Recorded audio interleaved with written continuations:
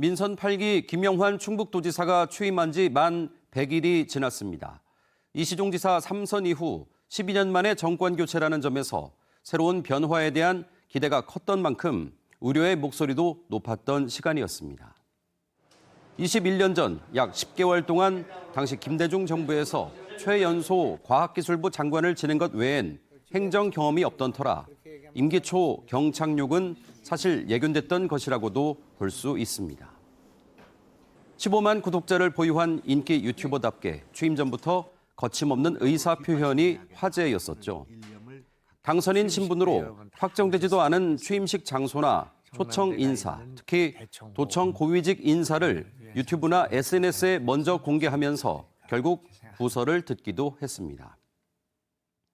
취임 후에는 레이크파크 르네상스 연구 용역을 결제한 지 며칠 만에 번복, 그것도 새벽 SNS를 통해 먼저 공개했고 차 없는 도청에 대한 공무원 노조의 집단 반발, 현금성 복지 공약의 후퇴 논란도 끊이지 않았죠.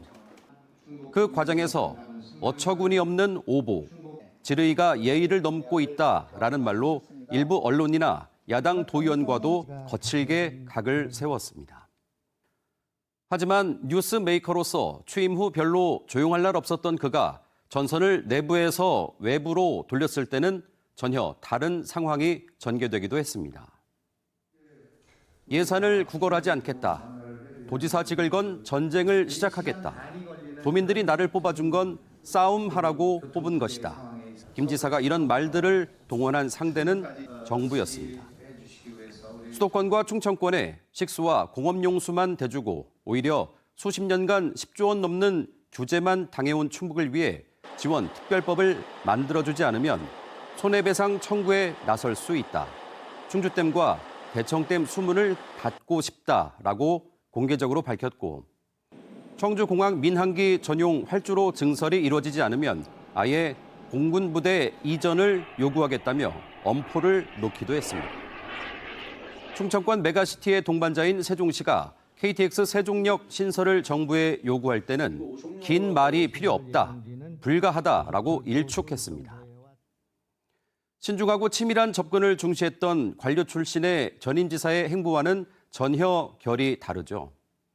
철도와 도로 놓는데 소외되고 산업화에 뒤처졌던 충북의 과거를 보상받고 아예 판을 바꿔보겠다는 시도로 읽혀집니다. 물론 공격적이고 정치적인 수사가 목표를 성취하는 데 늘 효과적일 수는 없겠지만 근본적인 문제 제기를 가장 적극적으로 또 속도감 있게 확산시켰다는 차원에서는 주목할 만합니다.